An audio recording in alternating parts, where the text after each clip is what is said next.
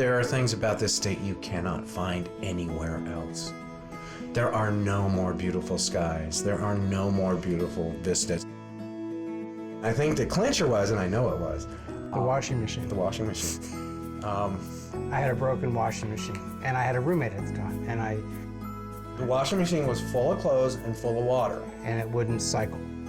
And so I invited Carl over for dinner, and I don't know how, did I bring it up that I needed the washing machine I looked think at? Brad Or did. Brad probably did. That you were going to call somebody. Right, and so Carl said, well, let me look at it. And so Carl, within 15 minutes, had it fixed, and I looked at Brad and I said, I think he's a keeper.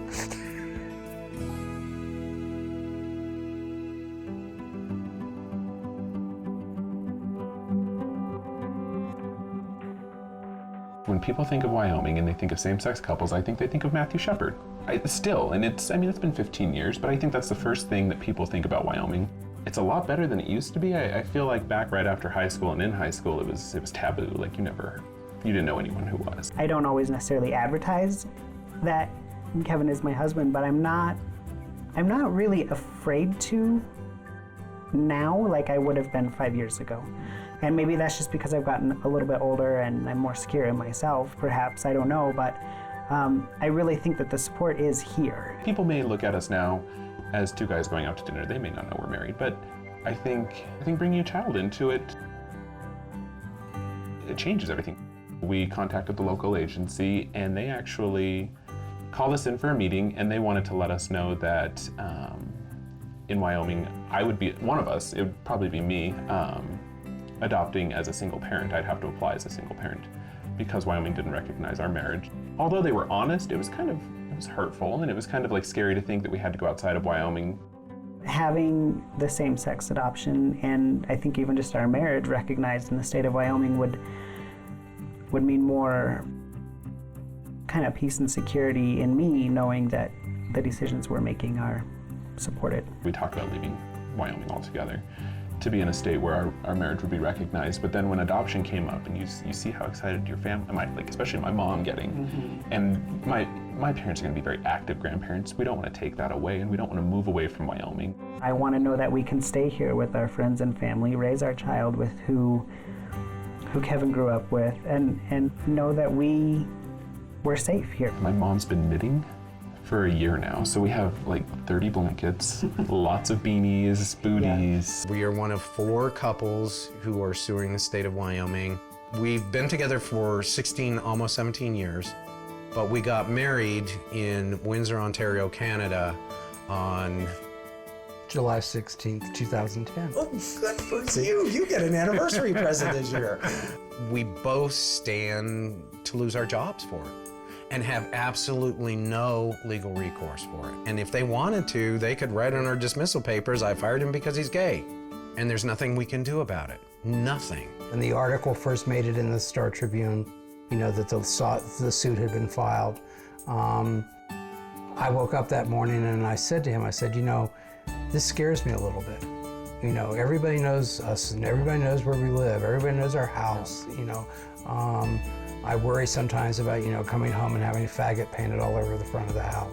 We don't have a hate crimes bill. Yeah. Matthew Shepard lived here, we still don't have a hate crimes bill. It's not something you take lightly, and it's not something we've ever taken lightly.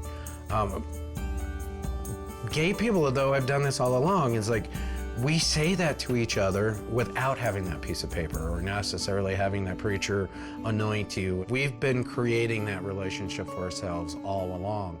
But sadly, what's not gone along with it is that my brother or his sister has more rights about what's going to happen to my home or his decisions or my decisions in the hospital than I have, who's been putting up with his crap for 17 years. It's changed since I was a kid. It's changed since Matthew grew up here. And it's going to change for the kids down the road. And it's partly because of the work we do and everybody else that stands up and says, no, this is wrong.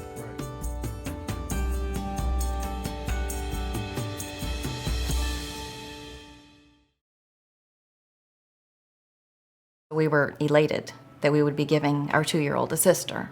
And everything with the pregnancy went pretty well until we went for our 20-week ultrasound. One of the doctors came in took another look at the heart with the ultrasound, and then he said, "Your baby's very sick." And those 5 words changed my life forever. He explained that for some reason, and the doctors don't know why this happens, but my baby had a hole in her diaphragm. The stomach and the intestines, which are supposed to be down in the abdomen, were up in her chest cavity. This forced her heart over into her right armpit, and it forced her trachea and esophagus out of the middle of her chest. And the most important factor was that it prevented her lungs from developing. I never thought I would ever need an abortion. I could carry the baby to term and watch her suffocate, or I could end the pregnancy early and let her go peacefully. It wasn't just the effect that it would have had on us, it was the effect it would have had on our 2-year-old. So we decided that ending the pregnancy was the best way to proceed. We were wanting this pregnancy, we were planning this pregnancy, and I never ever thought I would need an abortion.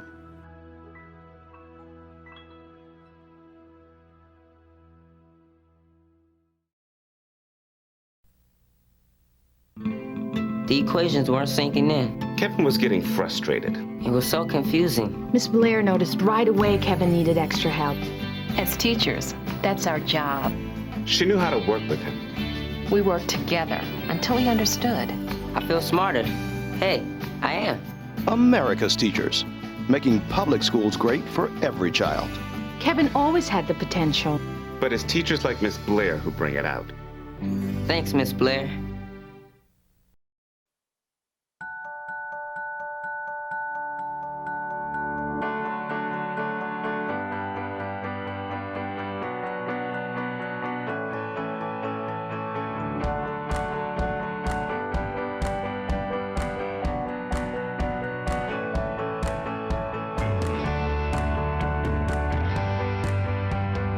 We are actually out in the community today canvassing. Had my second house and I got a supporter card already, so I mean, it's going pretty good today. Over 400,000 people here in Tarrant County don't have health care insurance. For the person at the door, we want to let them know, if you don't have health care insurance, you're not alone. A strong, healthy person one day can get into an accident. Things happen. It shouldn't be the reason why a student has to drop out of school. It shouldn't be the reason why a mother doesn't get to be with her children. Every family needs health insurance. Everybody needs to know about the new Health Law. We educate people about the health insurance marketplace. And if they have any questions, we're there to help. This is person to person in the most basic way, talking to people. First thing they do is look at my shirt, see that I'm with Planned Parenthood, and they already know about Planned Parenthood. This is having a real conversation with someone and actually getting them to take real action. And the folks that we have here are as talented and as dedicated to it as any people I've ever had the privilege to work with. I've been in the hair business for 20 years now. And here, we're a small group, we're a fun group, but we don't have health insurance. Eric and Pam from Planned Parenthood made the process smoother. They were so great. We were able to find an affordable plan that got me the health care that I need. I had someone who was my age. She was a waitress. Her income was very low. When I approached her, she's already waiting in our waiting room. She applied. From start to finish, and she was able to pick out an insurance plan that worked for her. And she paid almost nothing a month, and she was so excited, and it was a very exciting moment for me. Across the country, Planned Parenthood has been hard at work, signing people up for affordable health insurance. We're getting the word out online, over the phone, and at in-person events. And every day, we knock an average of 20,000 doors. And so people are pumped, people are excited, people are like, this is what we've been waiting for, this is what we've been training for, and now let's get out and do it, and let's make it work. Our motto is, hot or cold, we knock doors. Rain or shine, we knock doors. Hot or cold, we knock doors! Rain or shine, we knock doors! We're with Planned Parenthood, care no matter what. So no matter what the circumstances are, no matter what the neighborhood is, no matter where the person's living conditions are, we're gonna care for these people.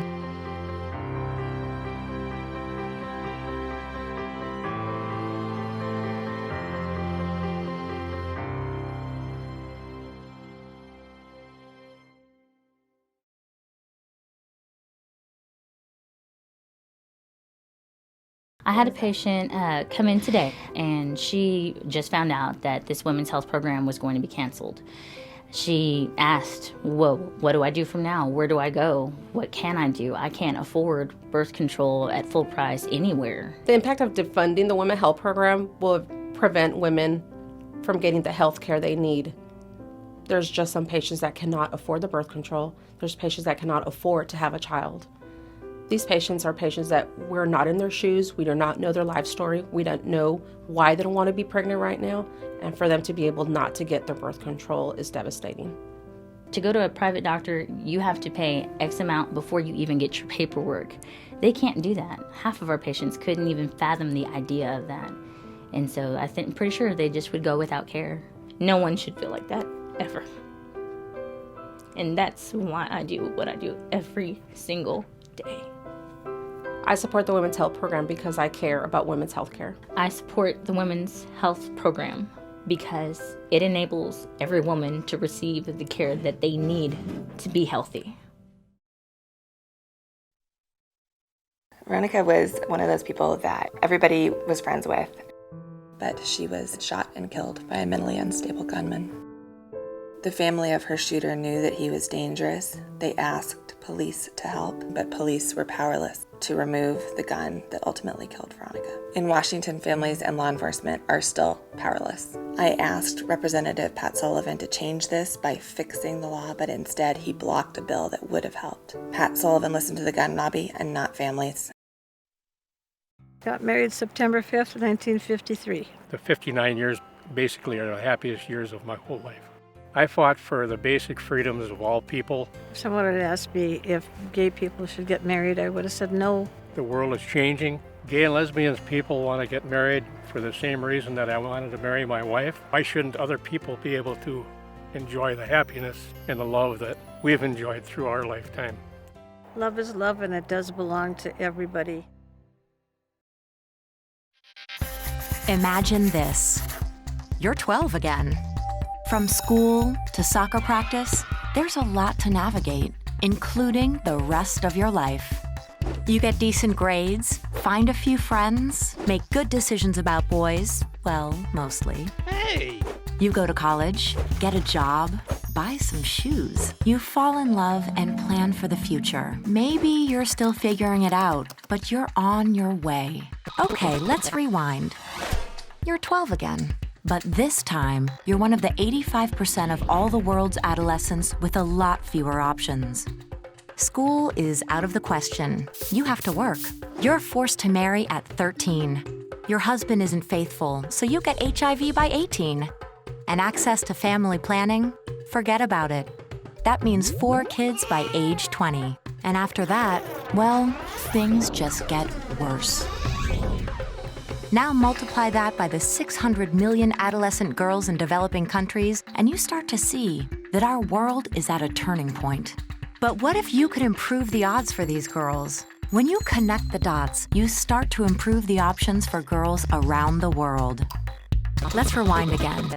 Age 12. But this time, the Girl Fund helps provide a safe space to live, learn, and play. Really, a place to be a girl. Add better health care and a small loan to start a business, and what do you have? The power to help her build a better future. For herself, her family, her community, and her world. You can make this change happen right this second at thegirlfund.org. So what are you waiting for?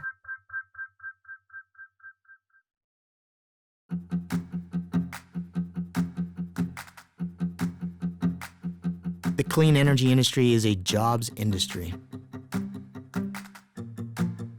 Hydropower is really one of the foundations of the Northwest. Community solar is a way for people to participate in the benefits of solar energy without having to own a solar system themselves. Solar energy, small hydropower, wind, geothermal, and tidal energy. Really nothing's off the table. This is a Pot 2 wind farm. The total amount of power supplied from this area gets shipped to Portland, gets shipped to Seattle, down to the LA area. So it's a critical part of the mix for the western U.S. here. Suddenly you've got millions and millions, actually billions of dollars worth of investment into this county. It's just been a wonderful thing. We now have 8 different geothermal companies headquartered here in Reno. Hundreds of jobs, We take unused heat and convert it into electricity. We can actually beat the grid on renewable energy prices because our fuel is zero. Renewable energy has proven a lot of naysayers wrong. It is a 1.85 megawatt turbine. It creates jobs and payments to landowners. We do in fact see a great economic and significant real-world benefit from investing in renewable energy. We have produced enough to offset 200 cars on the road and power 200 homes. People are going to continue to generate garbage. There's energy in that garbage, whether people are focused on renewable energy or not. When they walk into their house and they flip their switch, their lights come on. That is renewable energy. Am I going to sell more beer, and can I cut costs? And that's what solar does for us. We will be generating up to 8 megawatts via landfill gas. It's a significant financial benefit to the corporation when you look at our bottom line. Whether you own a business or you run a nonprofit or you own a home, renewable energy can save you money right now. And a place like this is living proof. There's money to be made, there's jobs to be created, there's innovation that can happen. Renewable energy is creating jobs in Columbus and all around the United States. As we were looking towards retirement, we really wanted to get out from under as many bills as we could. And so we thought that this was a really good time to invest in generating some of our own power. Wind power has arrived in this region. It's energy that's already here, and we just got to capture it. The business case for going with renewable energy is getting better and better every day.